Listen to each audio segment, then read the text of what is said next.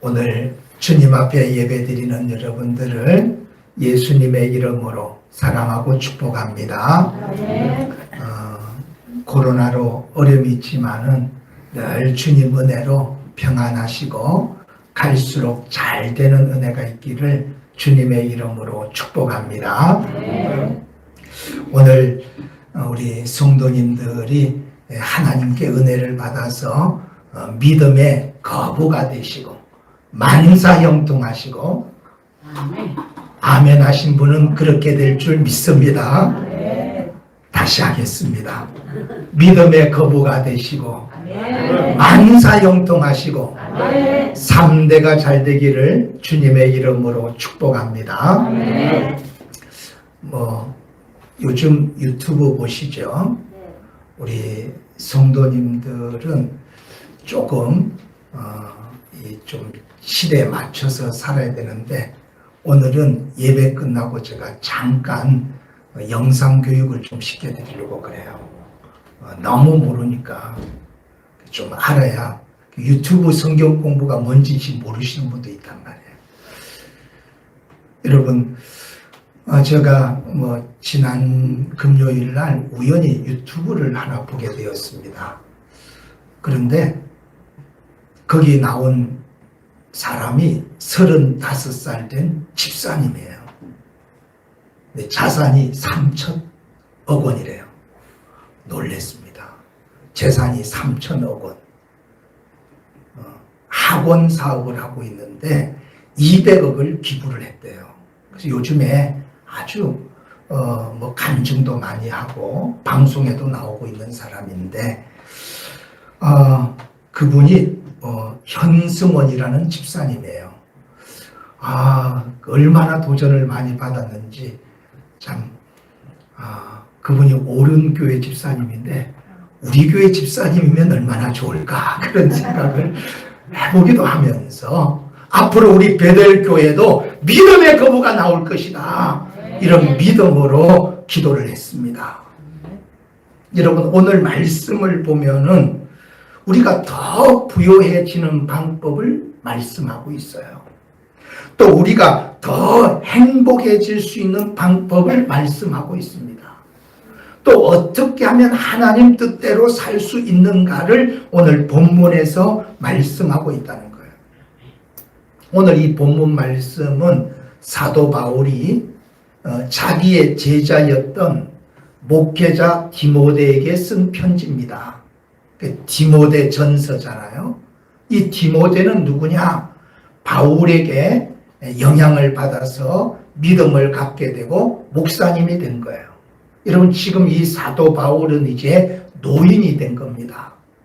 그리고 이제 디모데는 아주 젊은 목사님으로서 활발하게 목회를 하고 있는 목사님이죠.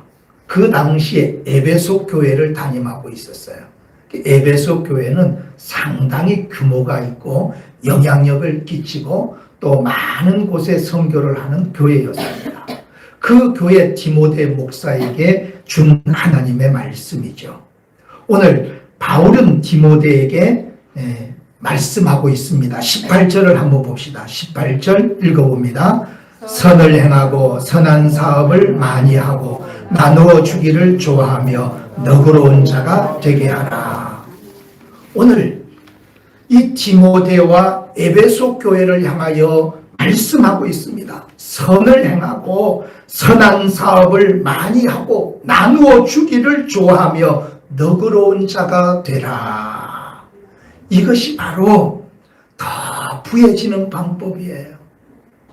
나누어 주라. 선한 사업에 부유한 자가 되라. 선한 일을 행하라. 주는 자가 되라. 그것이 내가 부유해지는 비결이요. 내가 더 행복해지는 비결이요. 그것이 하나님의 뜻이니라. 아멘. 할렐루야. 아멘. 주는 자가 되라는. 다 손을 펴보세요. 손을 펴서 주는 자가 되라.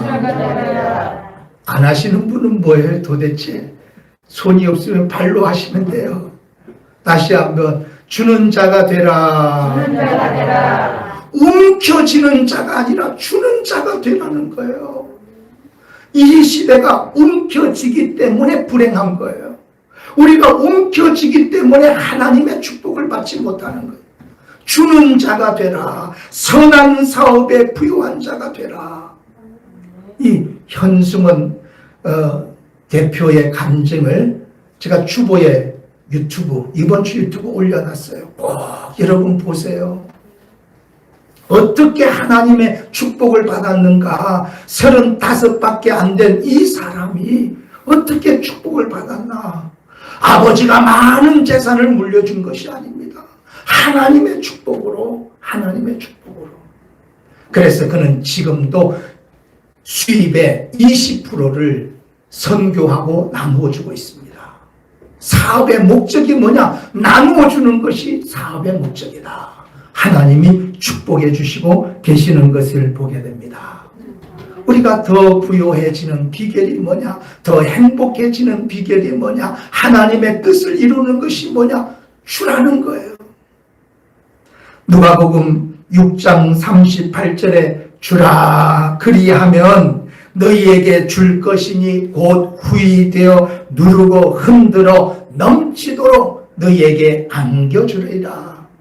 우리 예수님이 말씀하신 주라 그리하면 후이되어 누르고 흔들어 넘치도록 너희에게 안겨주리라. 여러분 지금 이 말씀이 마음이 뜨거워져야 돼요. 뜨거워지지 않는 사람은 이 말씀이 내 것이 못 됩니다. 여러분 우리가 어떻게 하면 더 부해지느냐? 어떻게 하면 더 행복해지느냐? 무엇이 하나님 뜻대로 사는 거냐? 그것은 주는 것이라고 주님이 말하고 있어요. 주면은 주님이 우리에게 흔들어 넘치도록 안겨주겠다고 말씀하고 있습니다. 잠언 19장 6절에 보면 너그러운 사람에게는 은혜를 구하는 자가 많고, 여러분 잘 들어보세요. 너그러운 사람에게는 은혜를 구하는 자가 많고 너그러운 사람이 되라. 오늘 본문에 나와 있죠. 너그러운 사람. 그런데 너그럽지 못하고 인색하고 비난하고 남을 고통스럽게 하는 사람이 있는 걸 보게 됩니다. 잠언서에 너그러운 사람에게는 은혜를 구하는 자가 많고 선물을 주기를 좋아하는 사람마다 친구가 많으니라. 선물을 주기를 좋아하는 사람에게는 친구가 많으니라. 히브리서 13장 16절에 보면 오직 선을 행함과 서로 나눠주기를 잊지 말라. 너희가 선을 행하고 나눠주기를 잊지 말라. 이것은 하나님이 기뻐하는 제사다. 우리가 나누어주는 것은 하나님이 기뻐하는 제사라는 거예요. 인색한 자를 기뻐하는 것이 아니라 나누어주는 것을 기뻐한다고 말씀하고 있습니다. 여러분 예수님 믿으세요? 우리 예수님이 어떤 분이에요? 예수님이 하나님이신데 우리에게 모든 것을 주기 위해서 이 땅에 오신 겁니다. 오늘도 저와 여러분을 찾아온 줄 믿습니다. 예수님은 우리를 위해서 생명을 주신 거예요. 생명, 목숨을 주신 거예요. 여러분 우리가 다른 사람한테 돈은 좀 줄 수 있을 거예요. 목숨도 줄 수 있어요. 여러분들 저를 사랑하죠? 저를 위해서 목숨 주실 거예요? 어려워요. 우리 예수님은 목숨을 주셨잖아요. 십자가에 매달려 죽으셨습니다. 목숨까지 주신 분이에요. 우리에게 모든 것을 주신 분이에요. 마태복음 20장 28절에 보면 인자가 온 것은 예수님이 온 것은 섬김을 받으려고 함이 아니요 섬기려고 왔고 자기 목숨을 모든 사람의 대속물로 주려고 하십니다. 예수님은 우리를 섬기러 왔고 예수님의 목숨을 주시려고 이 땅에 오셨다고 말씀하고 있습니다. 우리에게 모든 것을 주신 분이에요. 그래서 우리가 그분을 믿고 따르는 거죠. 사도 바울은 이 진리를 깨닫지 못했습니다. 젊어서는 그 진리를 깨닫지 못했죠. 그래서 오히려 그는 빼앗고 죽이고 해치는 일에 앞장서게 됩니다. 오늘날도 해치고 빼앗고 죽이는 일에 앞장서는 사람들이 있어요. 그런데 사도 바울이 이제 다메섹 도상에서 예수님 만나고 깨닫게 됩니다. 거기서 꼬꾸라지는 거죠. 변화가 되는 거죠. 그 이후로부터 사도 바울은 이제 나누어 주고 목숨까지 내놓게 됩니다. 그래서 데살로니가 전서 2장 8절에 보면 사도 바울이 이렇게 고백하고 있어요.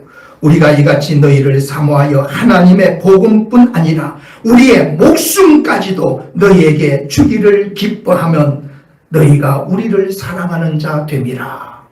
데살로니가 교회를 향하여 내가 너희들을 위하여 복음뿐만 아니라 내 목숨까지도 너희에게 주기를 기뻐한다.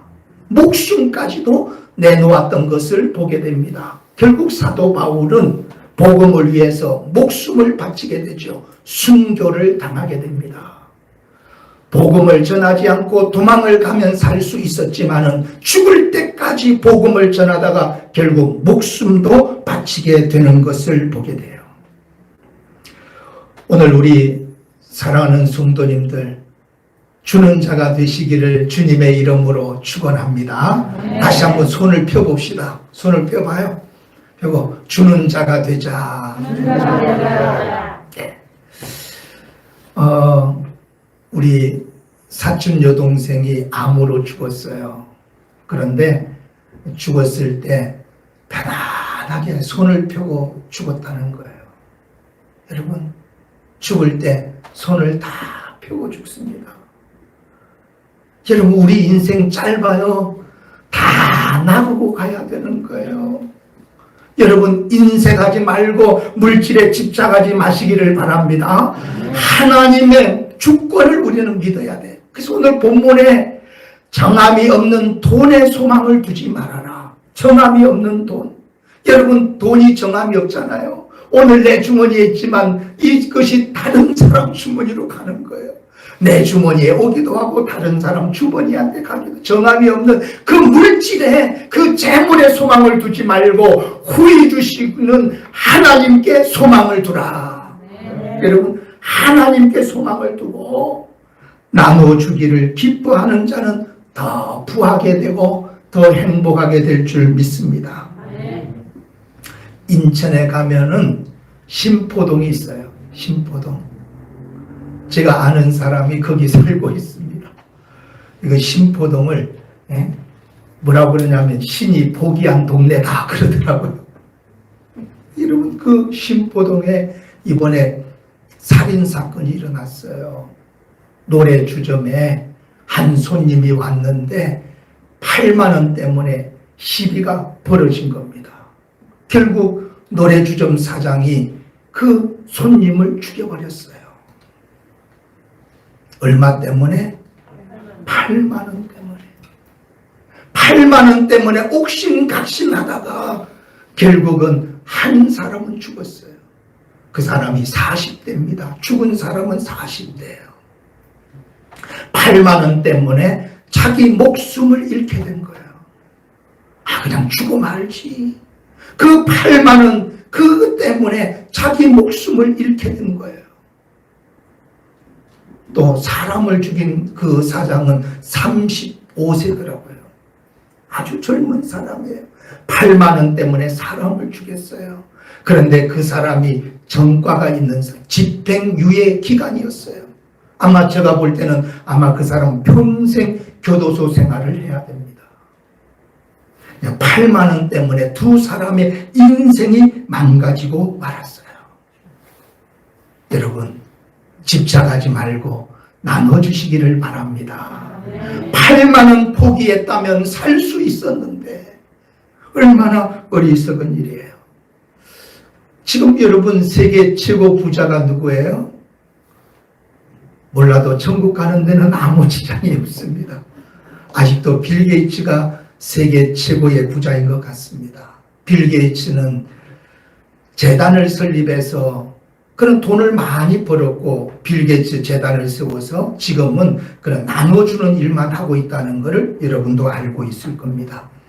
최근에 코로나 때문에 이 아프리카 지역에 못 사는 사람들이 그 백신을 맞는데 아주 저렴한 돈으로 맞을 수 있도록 그는 1,702억 원을 기부했습니다. 약 2,000억 원을 기부한 거예요. 별로 놀라지도 않으시네요. 여러분, 2,000억 원을. 여러분, 왜 세계 최고 부자가 되었을까? 나눠주는 일을 잘하는 거예요. 여러분, 록펠러라고 들어보셨을 거예요. 지금도 록펠러 재단이 있어서 전 세계 사람들을 위하여 기부 운동을 하고 있습니다. 록펠러는 아주 가난했습니다. 그런데 33살에 백만장자가 됩니다. 몇 살이에요? 네, 33살에.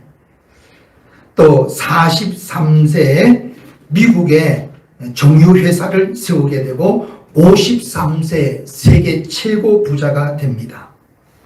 그런데 그는 아주 인색한 사람이었다고 그럽니다. 55세에 불치병에 걸려서 병원에 입원하게 됩니다. 그리고 1년밖에 못 산다는 진단을 받게 돼요. 이제 그는 휠체어에 앉아서 검진을 받으러 갑니다. 이제 마지막 검진을 받으러 가는데 가는 길에 벽에 글씨를 보게 됩니다. 그 벽에는 어떤 글이 써져 있었느냐 하면 주는 자가 받는 자보다 복이 있도다. 성경 말씀이 벽에 써져 있었던 거예요. 주는 자가 받는 자보다 복이 있도다. 그 말씀을 읽는 순간 몸에 전율을 느꼈다고 합니다. 그리고 한없는 눈물을 흘리고 선한 기운이 온몸에 감싸게 됩니다. 그리고 눈을 지그시 감고 그 말씀을 생각하게 돼요. 그런데 갑자기 밖에서 시끄러운 소리가 들리더라는 거예요. 한 소녀가 병원에 왔는데 병원비가 없어서 쫓겨나게 된 겁니다. 그래서 그 어머니가 울면서 제발 우리 딸을 살려달라고 울부짖고 있는 거예요. 그것을 보고 록펠러가 아주 인색한 사람이었다고 그랬잖아요. 그런데 하나님 말씀을 보고 감동을 받고 그 말씀을 되새기고 있을 때 이런 놀라운 상황이 벌어진 거예요. 그래서 록펠러는 비서에게 모든 병원비를 지불해 달라고 지시를 내리고, 그리고 누가 그렇게 했는지 밝히지 않았습니다. 그리고 나서 이 소녀는 기적적으로 병이 낫고 퇴원을 하게 된 거예요. 그 퇴원하는 그 소녀를 보면서 록펠러는 너무나 기뻤다고 합니다. 그의 자서전에 이렇게 기록하고 있습니다. 나는 살면서 이렇게 행복한 삶이 있는 줄 몰랐다. 나는 지금까지 많은 돈을 벌었지만은 이렇게 남을 도와주는 것이 이렇게 행복한 삶인지 몰랐다. 그러면서 그때부터 기부하기를 시작합니다.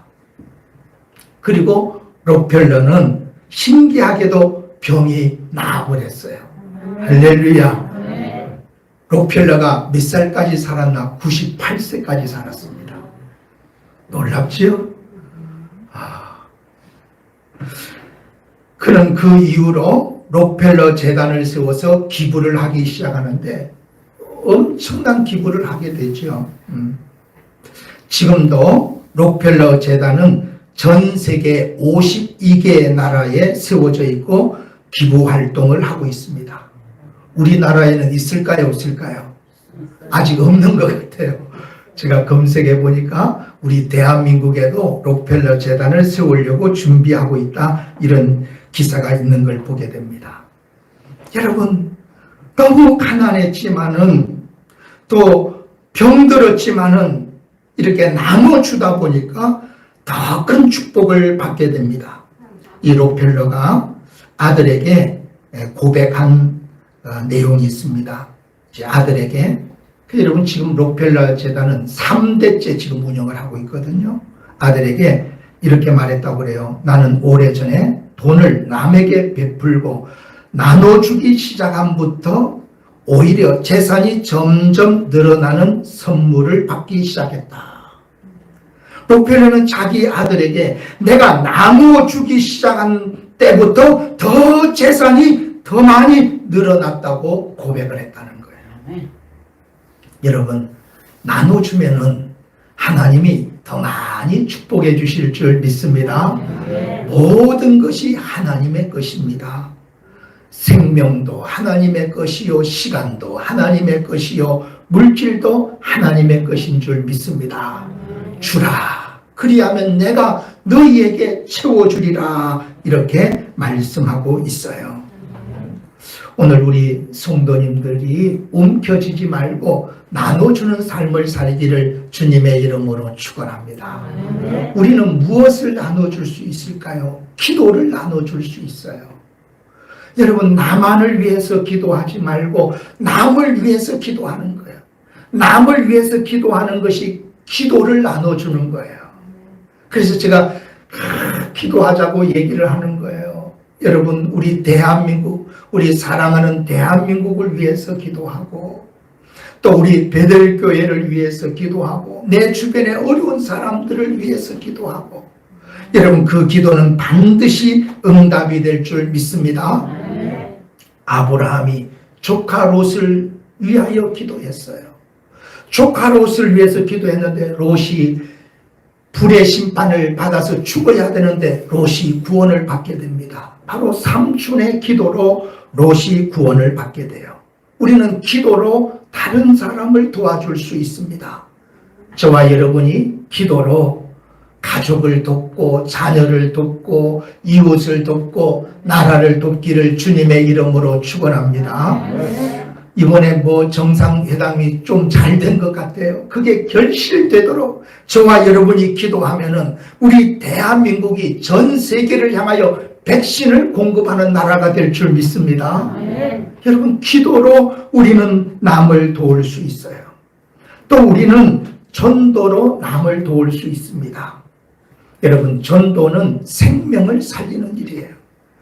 우리가 복음을 전할 때 그 복음을 받아들인 사람들이 생명을 얻게 될 줄 믿습니다. 여러분, 우리가 마스크 전도 왜 해요? 예수님 전하려고. 그것을 받아본 사람들이 그걸 보고 다시 믿음을 회복하고 예수님을 믿게 되는 거예요. 여러분, 전도보다 더 귀중한 일이 없는 줄 믿습니다. 복음을 전하세요. 예수님을 전하세요. 그게 나눠주는 거예요. 따라해 봅시다. 입을 가지고 수다 떨지 말고 다른 사람 비난하지 말고 이 입으로 복음을 전하세요. 예수님 자랑하고 교회 자랑하고 간증하고 복음을 전하는 거, 우리는 전도로 다른 사람을 도와줄 수 있어요. 여러분, 주일날 우리 성도님들이 노방정도 같이 참여하세요. 그 전도 마스크 주는 거 어렵지 않아요. 또 바쁘면은 마스크 가져가세요.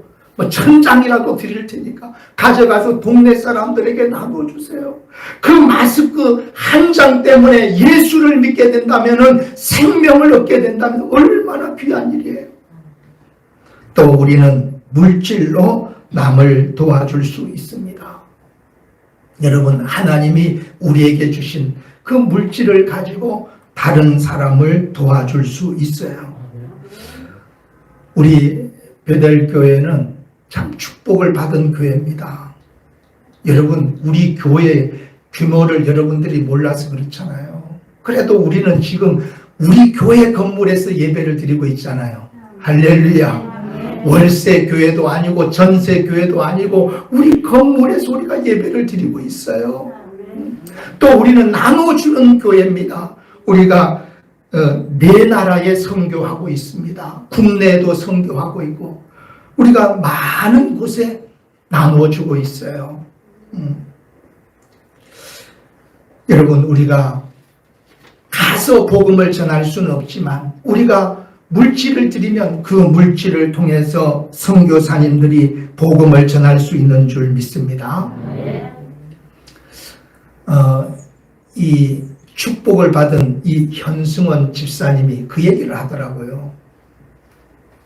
자기는 공부를 잘 못했어요. 그런데 여러분, 학원 강사입니다. 그래서 돈을 번 사람이에요. 여러분, 자기는 공부를 못했는데 어떻게 학원 강사가 됐는가? 재수했고 한양대학교 안산 캠퍼스 나온 거예요. 좋은 학교는 아니죠? 스카이대는 나와야 되잖아요. 저도 스카이 대학원 나온 거 아시죠? 모르시네요. 제가 연세대학교 대학원 나온 거 몰라요? 주여. 그 정도는 나와요. 스카이대 정도는 나와야 그래도 어디서 큰 소리 칠 수 있는데, 여러분, 한양대학교 안산 캠퍼스밖에 안 나온 거예요. 근데 그분이 얘기하는 게 이거예요. 자기는 몰랐다는 거예요. 하나님의 자연 법칙을 몰랐다는 거예요. 신앙생활만 열심히 했지 공부를 열심히 안 했기 때문에 성적이 안 나왔다는 걸 깨달았다는 거예요. 맞아요, 안 맞아요? 아무리 믿음이 좋고 아무리 기도해도 공부 안 하면은 성적이 오를 수가 없는 거예요. 그게 하나님의 자연 법칙이에요. 부지런하면 부해지고 게으르면 가난해지는 것, 그것이 하나님의 자연 법칙이라는 거예요. 여러분, 깨닫기를 바랍니다. 여러분, 오늘 우리가 하나님의 축복을 받는 비결은 뭐냐? 나눠주는 것이 하나님의 법칙이라는 거예요. 움켜쥐면 하나님이 축복할 수 없다는 거예요. 나눠주는 자에게 하나님이 복을 주시겠다고 분명히 말씀하고 있습니다. 주라, 그리하면 후일되어 누르고 흔들어 넘치도록 안겨주리라. 여러분, 밭에 씨를 심어야, 밭 흙에다가 씨를 심어줘야 그 밭이 열매를 내주는 거예요. 근데 씨도 심지 않고 열매를 바라고 있으니 얼마나 어리석은 일이에요. 우리 성도님들이 여러분 다 믿음의 거부가 될 수 있습니다. 여러분들이 다 믿음의 거부가 될 수 있어요. 하나님이 축복하면 됩니다. 우리 모든 성도님들이 나눠주기를 기뻐함으로 부요한 성도가 되기를 주님의 이름으로 축원합니다.